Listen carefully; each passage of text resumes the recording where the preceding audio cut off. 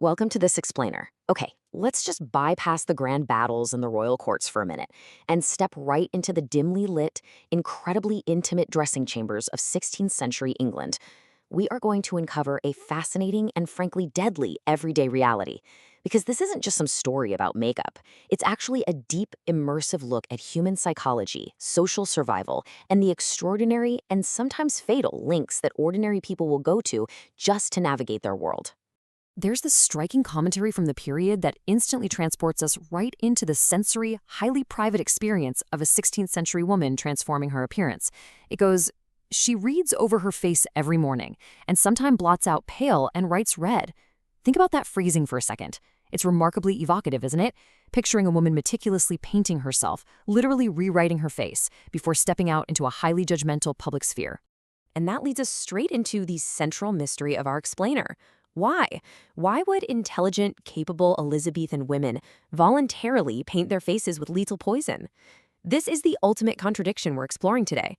We're going to dig into the intense psychological and societal pressures that turned daily beauty routines, something we typically brush off as frivolous, into literal, desperate acts of toxic survival. Section 1. The Alabaster Ideal: Concealing the Reality. To really understand this paradox, we first have to look at the massive, almost impossible gap between the poetic ideal of beauty and the grim physical reality of the era. The perfect look back then was this sharp, dramatic contrast between lily-white skin and rose-red cheeks and lips. And this standard was relentlessly reinforced everywhere a woman looked. It was immortalized in Petrarchan poetry, celebrated in literature, and captured in all that courtly portraiture. The standard was set, and it was entirely uncompromising. But here is the reality they were actually waking up to every day. 16th century England was absolutely ravaged by rampant diseases like smallpox, which frequently left the survivors with severe facial scarring, deep pockmarks, and blemishes. And this affected people across all social classes.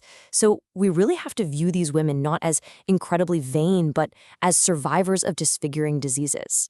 For them, face paints were not a luxury. They were a necessary technology of concealment. It was their only way to fabricate a smooth, translucent surface so they could actually function in society. Section 2. The Dressing Room Laboratory: Women as Domestic Chemists. Now, these women were not passive victims of their circumstances. Far from it. They were master fashioners running private laboratories right inside their homes. Take a recipe from Hugh Platt's popular manual, Delights for Ladies. It requires these incredibly precise measurements of exotic ingredients: 2 ounces of labdanum, 1 ounce of benjamin and storax, precisely 6 grains each of musk, civet, and ambergris. They weren't just slapping paint on their faces. They were domestic chemists, meticulously weighing out precious materials down to the exact grain to create these potent perfume balls and cosmetics. The reality is that early modern women possessed highly advanced technical knowledge in physical and organic chemistry. Now, sure, some of this came from printed manuals, but a vast amount of it was inherited folklore passed down from mother to daughter by word of mouth. They were actively participating in a hidden branch of science, measuring, experimenting, and refining complex compounds behind the closed doors of the dressing chamber. Section 3. The Toxic Price of Beauty: The Chemistry of Decay. But the materials these domestic chemists were working with carried a horrifying physiological cost.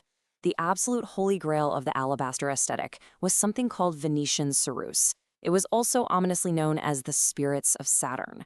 This was an opaque skin whitener made by mixing water, vinegar, and, wait for it, a highly toxic concentrated form of white lead sourced from Venice. Queen Elizabeth herself obsessively used this very substance to try and cover her own smallpox scars. And by doing so, she unwittingly set a dangerous, legitimizing standard for the rest of society to follow. The physical toll of this makeup was just devastating. While they did achieve that coveted, flawless, pale aesthetic, the side effects were a nightmare. We're talking severe hair loss, skin fading and peeling, muscular atrophy, and a terrifying condition known as lead palsy. Ultimately, chronic lead poisoning inevitably led to cognitive decline. The tragic, bitter irony here is that this makeup systematically, chemically destroyed the very bodies it was meant to beautify. Just look at the chemical profile of these daily routines. It's staggering. They were routinely applying heavy metals, neurotoxins, and acids directly to their skin. Using vermilion for red lips? That was mercuric sulfide, which caused severe tremors and dental decay. How about a facial peel? That was mercury sublimate, literally eroding the epidermis and destroying kidneys. Using orpiment for hair removal, that was just pure arsenic trisulfide. They were literally poisoning themselves on a daily basis just to meet the baseline standard of social survival. So you might be wondering, how much of this were they actually using? Well, scientists examining a remarkably preserved, sealed 30 milliliter cosmetics box found at Richmond Palace made a massive discovery. They found exactly 7.48 millimoles of basic lead carbonate inside that tiny little vanity box. This isn't just folklore or myth. The hard, tangible archaeological evidence proves exactly what they were slathering onto their faces. And nature, as it turns out, had an incredibly cruel way of revealing their secret. Basic lead carbonate actually undergoes a chemical reaction when it's exposed to ambient hydrogen sulfide in the air, like the sulfur found in city smog or just sitting near a fireplace. Over time, that bright, flawless white alabaster foundation would chemically convert into dark lead sulfide. So the very chemistry of the makeup betrayed them.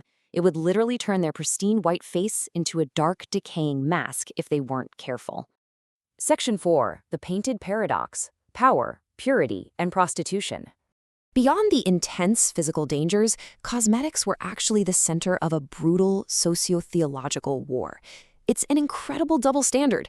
The social meaning of makeup completely changed depending entirely on who was wearing it. For the Virgin Queen Elizabeth, this thick makeup was a declaration of unmistakable potency. It maintained her image as this ageless, pristine figure of absolute political power. But for an ordinary housewife, applying those exact same paints was viewed as a sign of deceptiveness, infidelity, and a total neglect of her household duties. The paints simultaneously acted as a crown of power for the monarch and a brand of shame for the ordinary citizen. The historical record really drives this home. The anti-cosmetic argument actively tried to stamp the brand of whore onto painted women. And as historians note, that was probably the absolute worst name you could call a woman in Shakespeare's England. Why was it so dangerous? Because cosmetics were a material link between the hidden secrets of the private chamber and public display. Using them didn't just risk a woman's health, it risked her entire social and economic survival by completely destroying her reputation.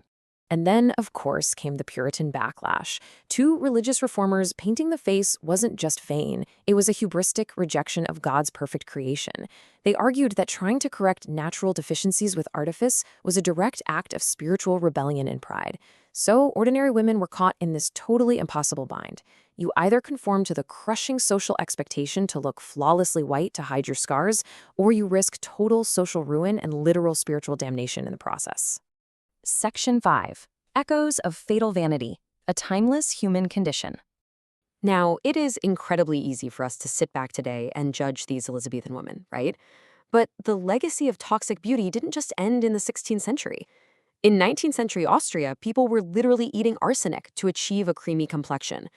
In the 20th century, radium was added to cosmetics as this glowing, magical wonder material. And today, we know for sure the links between long-term sunbed use and skin cancer. We still see incredibly dangerous skin bleaching products on the market, and we've even had recent cases of modern eyeshadows testing positive for asbestos. We are navigating this exact same contradiction today. It proves that our complex, often dangerous relationship with beauty, status, and physical risk is a universal human constant. So, I want to leave you with this final thought to ponder.